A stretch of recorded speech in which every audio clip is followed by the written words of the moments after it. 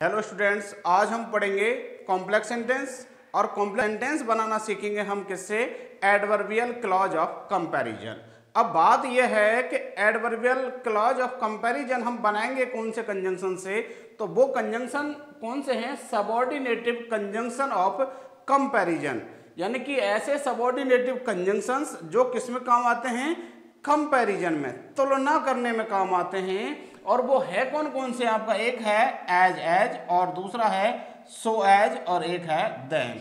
और जो ये एज एज है इसका अर्थ, और सो एज इसका जो अर्थ है वो क्या निकलता है?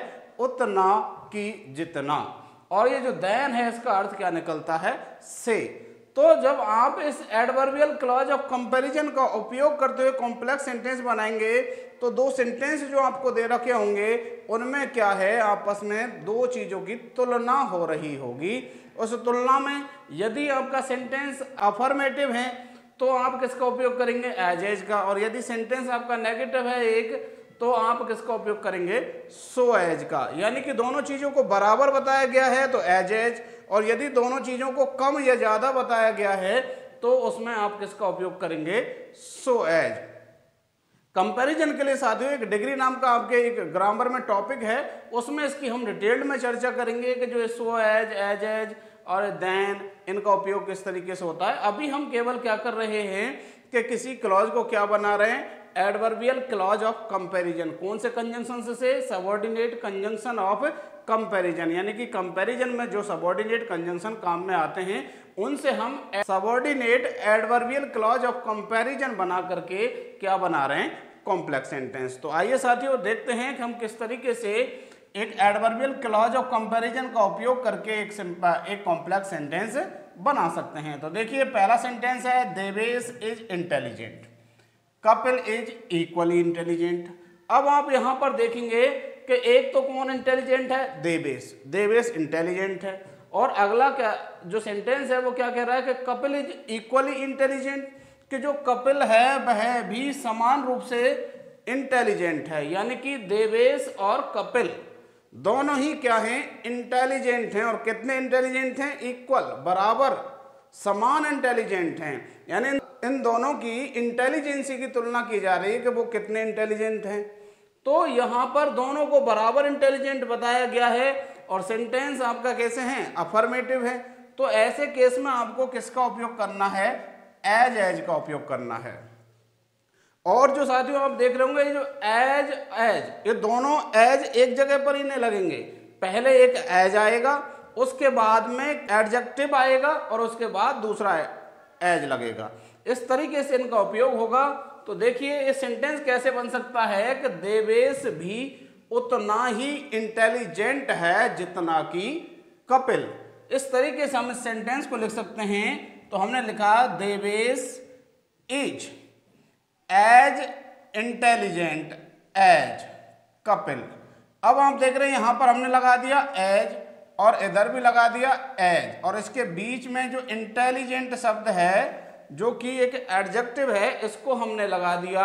इस तरीके से आप एक कॉम्प्लेक्स सेंटेंस बना सकते हैं कि देवेश उतना ही होशियार है जितना कि कपिल। और यहां पर आप इज भी लगा सकते हैं कि Devesh is as intelligent as Kapil is, और नहीं लगाएंगे तो भी कोई बात नहीं है। आगे बढ़ते हैं। अगला सेंटेंस कह रहा है कि सरिता इज टॉल, कि जो सरिता है वो कैसी है? टॉल है, लंबी है। और आगे सालू इज नॉट सो टॉल, कि जो सालू है वह इतनी लंबी नहीं है। यानी यहां पर दो की लंबाई की बात हो रही है, एक तो सरिता की और एक सालू की। अब सरिता को तो लंबा बताया गया है, लेकिन जो सालू है वह उतनी लंबी नहीं है। कितनी लंबी? जितनी लंबी सरिता है। तो यहां पर हम इसको ऐसे बना सकते हैं कि जो सरिता है वह सालू से लंबी है, या फिर हम ऐसे कह सकते हैं कि सालू उतनी लंबी नहीं है जितनी लंबी सरिता है। तो दोनों तरीके से हम कैसे भी बना सकते हैं। यदि आप ऐसे बनाना चाहते हैं उतना जितना के सेंस में, तो चूंकि यहां पर नेगेटिव है इसलिए हम उसका उपयोग करेंगे सो एज का उपयोग करेंगे। तो कैसे बनेगा? सालू इज नॉट सो टॉल। देखिए यहां पर हमने क्या लगा दिया, सो, और उसके बाद में ये एडजेक्टिव लगा दिया टॉल।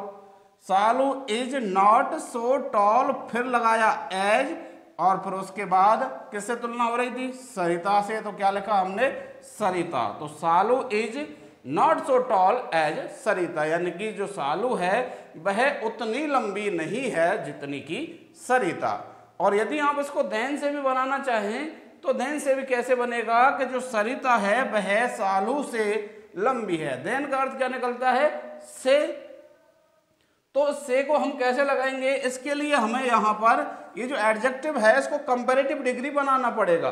तो कैसे बनेगा, सरिता इज टॉलर देन सालू, सरिता सालू से लंबी है। अब यहां पर कंपैरेटिव डिग्री बनाने के लिए क्या करना होता है, या तो उसमें ER जोड़ देते हैं, या फिर उससे उस एडजेक्टिव से पहले हम क्या लगा देते हैं, मोर लगा देते हैं। तो कुछ के सामने मोर लगता है और कुछ में ER जोड़ करके कंपैरेटिव डिग्री बन जाता है। तो अब यहाँ पर सेंटेंस अपना फाइनली क्या बना, Sarita is taller than Salu, या फिर आप ऐसे भी बना सकते थे कि Salu is not so tall as Sarita. एक आध और सेंटेंस देखते हैं, Rajasthan is large, Rajasthan large है, बड़ा है।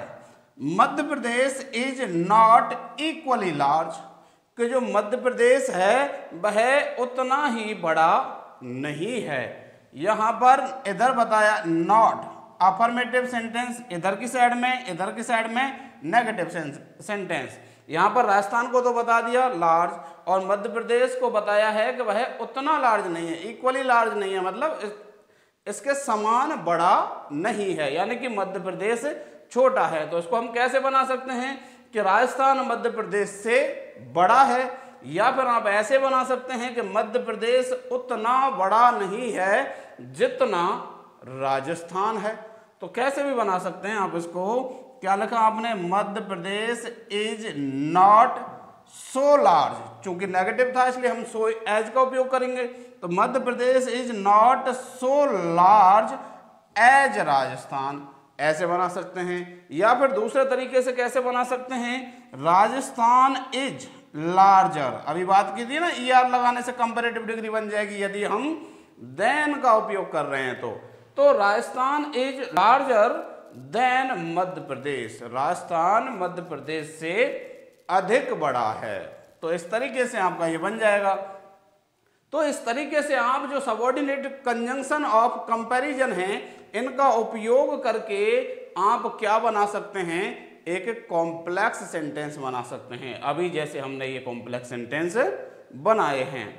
आशा करता हूं साथियों आपको जो वीडियो है वह पसंद आई होगी, और यदि वीडियो पसंद आई है, हेल्पफुल रही है, तो इस वीडियो को लाइक कीजिए, अपने अन्य साथियों तक शेयर कीजिए, और यदि आप चैनल पर नए हैं तो चैनल को सब्सक्राइब कीजिए, और उसके बगल में जो बेल आइकन है उसको भी प्रेस कर लीजिए ताकि आपको हमारी वीडियोज के नोटिफिकेशन समय पर मिल सके। मिलते हैं अगली वीडियो में, तब तक के लिए धन्यवाद।